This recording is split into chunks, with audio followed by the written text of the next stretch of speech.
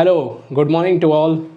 तो आज मैं लाया हूँ आपके लिए कॉमर्स का इकोनॉमिक्स। हाँ, जो मैंने पढ़ाया करता था वो क्या नाम है आपकी हिस्ट्री, सिविक्स, ज्योग्राफी, साइंस वगैरह, ये क्या नाम है क्लास 6 का, वो मैं सोचा कि स्टॉप कर दूँ क्योंकि उस पर ज़्यादा बच्चे ध्यान नहीं दे रहे थे। तो जिन बच्चों को ज़्यादा ज़रूरत थी कॉमर्स वालों को, ठीक है, तो मैं सोचा कि कॉमर्स लेके आऊँ। ठीक है, तो कॉमर्स में हम आज स्टार्ट करेंगे इकोनॉमिक्स से। ठीक है, तो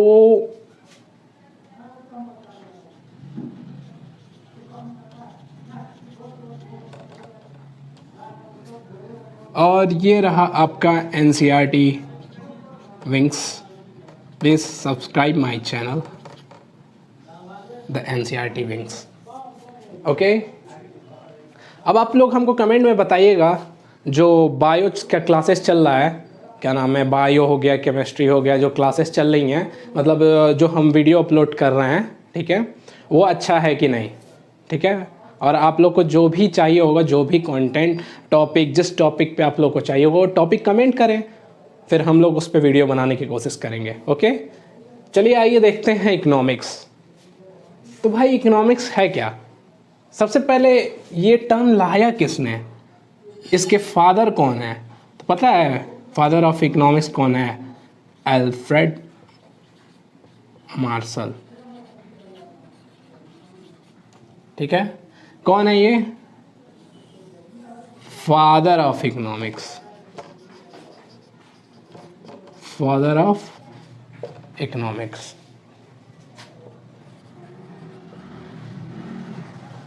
ठीक है, कौन है? Alfred Marshall.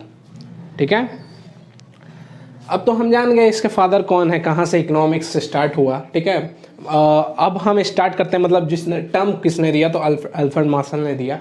तो अब स्टार्ट करते हैं हम। क्या पता है इकोनॉमिक्स होता क्या है, और ये माइक्रो इकोनॉमिक्स और मैक्रो इकोनॉमिक्स है क्या?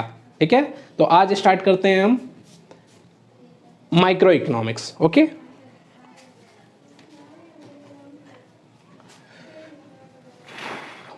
तो भैया माइक्रो इकोनॉमिक्स है क्या? माइक्रो इकोनॉमिक्स पता है क्या है?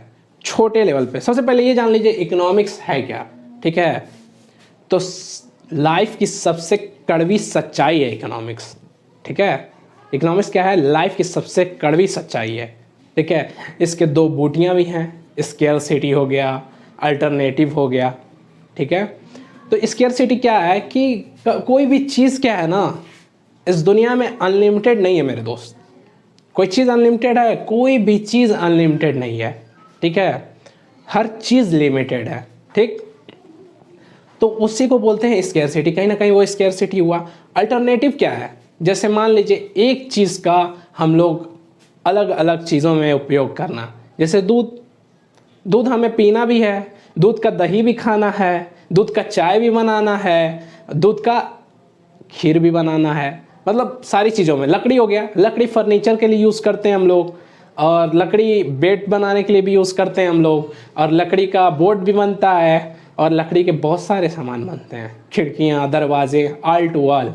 ठीक है, बहुत सारी चीज़ें हैं। ठीक है, तो उसी को बोलते हैं अल्टरनेटिव्स। ओके, ये हो गया आपका इकोनॉमिक्स का। एक हो गया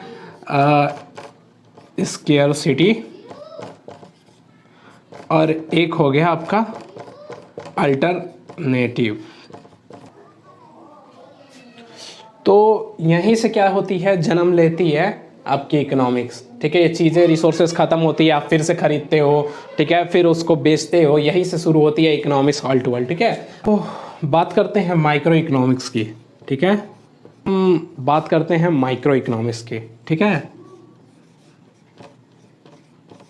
माइक्रो इकोनॉमिक्स। तो माइक्रो इकोनॉमिक्स होता क्या है? माइक्रो इकोनॉमिक्स जो है छोटे चीज़ों के लिए होता है, मतलब छोटे चीज़ों के लिए, जैसे आप एक होता है नेशनल लेवल, एक होता है डिस्ट्रिक्ट लेवल। मैंने वो गवर्नमेंट चैप्टर में पढ़ाया था। वैसे छोटे लेवल की चीज़ों के लिए होता है माइक्रो इकोनॉमिक्स। छोटे, अब देश की बात होती है, पूरे देश की बात होती है नेशनल लेवल की, तो वो उसके लिए क्या आता है? माइक्रो इकोनॉमिक्स की। पूरे देश के क्या डिमांड है, क्या सप्लाई है। ठीक है, और ये जो छोटे लेवल का होता है ना, उसके लिए होता है माइक्रो इकोनॉमिक्स। ठीक है, तो माइक्रो इकोनॉमिक्स की थ्योरी, सबसे पहली थ्योरी क्या कहती है? ठीक है, तो क्या कर, theory of consumer, theory of consumer. चलिए बताइए थ्योरी ऑफ कंज्यूमर क्या कहता है आपका। थ्योरी ऑफ कंज्यूमर कहता है सबसे पहले कंज्यूमर पकड़ो। माइक्रो इकोनॉमिक्स में क्या होता है, सबसे पहले कंज्यूमर पकड़ो, ठीक, इसमें थ्योरी ऑफ कंज्यूमर में। फिर अब सेकेंड क्या होता है, थ्योरी ऑफ प्राइस।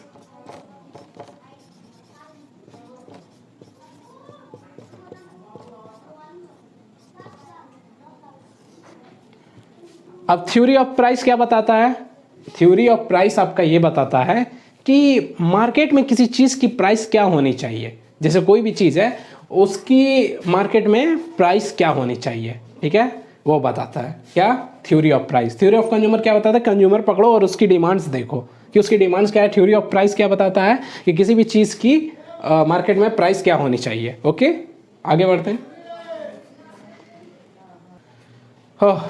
तो हमारा था क्या, theory of consumer, theory of price. अब क्या होगा हमारा, थ्योरी ऑफ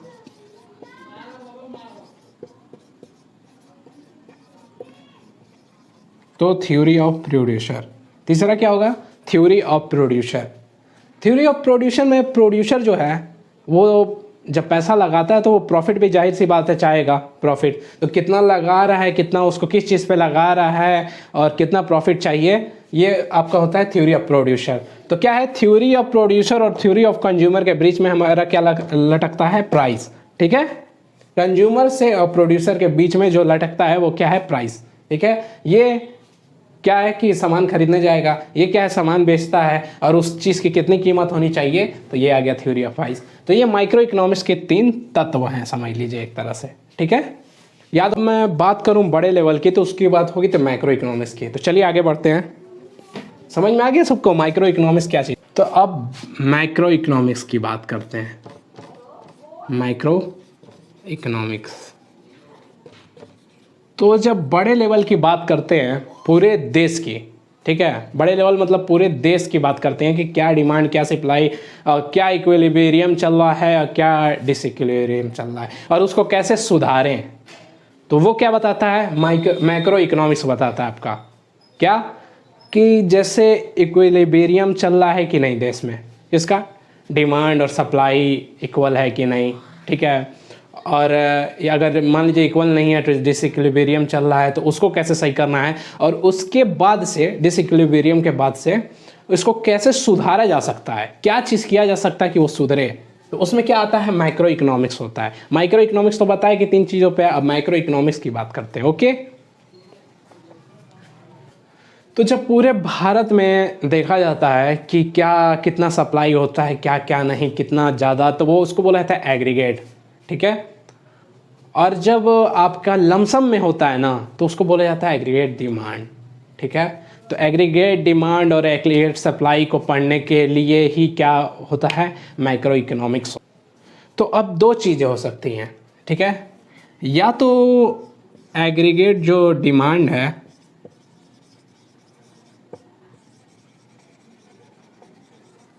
ये जो एग्रीगेट डिमांड है वो एग्रीगेट सप्लाई के इक्वल हो,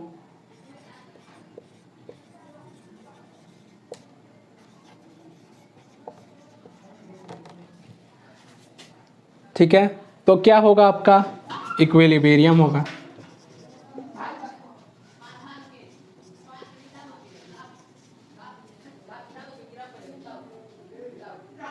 तो एग्रीगेट डिमांड इक्वल टू, अगर एग्रीगेट सप्लाई होगा तो क्या होगा, इक्विलिब्रियम होगा। अगर एग्रीगेट डिमांड ज़्यादा है सप्लाई से या सप्लाई ज़्यादा है डिमांड से, ठीक है, तो डिसइक्विलिब्रियम हो गया। तो डिसइक्विलिब्रियम होगा तो आप जानते हैं या तो आपका इन्फ्लेशन हो सकता है, ठीक है, या फिर आपका डिफ्लेशन हो सकता है। अगर इक्विलिब्रियम नहीं हुआ तो, आई मीन डिसइक्विलिब्रियम हुआ तो, ठीक है, तो या तो महंगाई बढ़ेगी या फिर महंगाई घटेगी, ठीक है, या तो इन्फ्लेशन आएगा या डिफ्लेशन आएगा। और इस चीज़ को मेंटेन करने के लिए aggregate demand equal to aggregate supply होता है। ओके, तो मैक्रो इकोनॉमिक्स क्या करता है, तो इसी समस्या का समाधान ढूंढता है कि कैसे इस चीज़ को सही करें, ठीक है, और इस चीज़ को सही करता है, ठीक है। जब डिसइक्विलिब्रियम बैठता है बेचारा, तब क्या होता है, माइक्रो इकोनॉमिक्स की जो स्टडी होती है वो आपको ढूंढती है कि क्या चीज़ की कमी है, कैसे इसको सुधारा जा सकता है। उसके बाद से जैसे माइक्रो इकोनॉमिक्स में कैसे क्या सुधारा जा सकता था उसमें था, ऐसे माइक्रो इकोनॉमिक्स में ये चीज़ कमी ढूंढ के सुधारता है। ओके, तो जैसे उसमें बताए थे 3 चीज़ ना, कंज्यूमर, प्राइस, प्रोड्यूसर, इसमें भी 3 चीज़ होता है।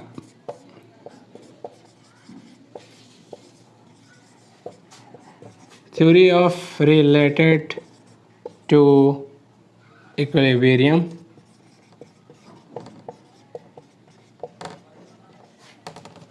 और सेम चीज़ डिसइक्विलिब्रियम के लिए, ठीक है।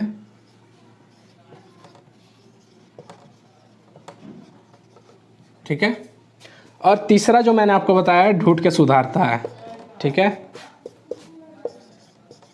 क्या चीज़, करेक्शन।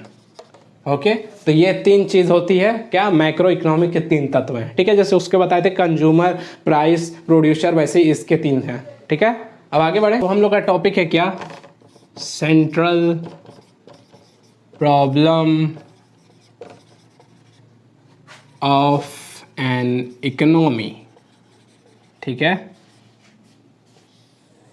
तो देखिए भाई, जब कोई कंपनी आती है ना मार्केट में, ठीक है, कोई भी कंपनी मार्केट में न्यू आती है तो वो सोचती है कि उसके प्रोडक्ट्स क्या होंगे, ठीक है, या फिर मार्केट में कैसे अप टू मार्केट के लिए ग्रो करने के लिए उतारा जा सकता है, क्या प्रोडक्ट ग्रो करेंगे, ये सब चीज़ें रहती है। तो वही चीज़ें हैं इसमें, क्या है, सबसे पहला ये होता है व्हाट टू प्रोड्यूस, देन दूसरा होता है हाउ टू प्रोड्यूस, देन तीसरा होता है वोम टू प्रोड्यूस, मतलब क्या प्रोड्यूस करना है, कैसे करना है और किसके लिए करना है, ठीक है। चलिए अब आपको इसमें बताता हूं, तो इसमें क्या है, कैपिटल, कंज्यूमर। कैपिटल कैसे, क्वांटिटी कैपिटल की और कंज्यूमर की, ठीक है, इन व्हाट क्वांटिटी, ठीक है। अब कैसे कैपिटल की बताता हूँ मैं।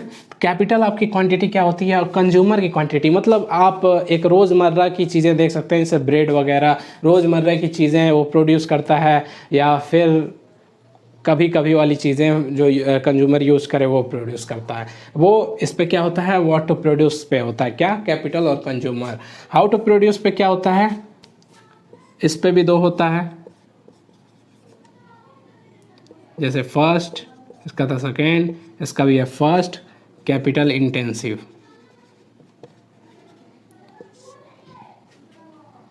और दूसरा लेबर इंटेंसिव। कैपिटल इंटेंसिव मतलब जब ज़्यादा पैसा आपके पास हो तो, ठीक है, क्या क्या प्रोड्यूस करें, और आप ये देखोगे। फिर लेबर इंटेंसिव मतलब जैसे खच्चड़ बैठे हो तो उसके लिए है। तो आप एक का या फिर आप अगर ये दोनों से आप मतलब दोनों आपका बराबर है तो आप मिक्स कर लो, बराबर कर लो, ठीक है। तो ये चीज़ हो गया आपका। देखिए व्हाट टू प्रोड्यूस में क्या है, कैपिटल देखा जाता है कंज्यूमर, और हाउ टू प्रोड्यूस में एक कैपिटल इंटेंसिव और लेबर इंटेंसिव, और तीसरा क्या होता है, रिच और पुअर।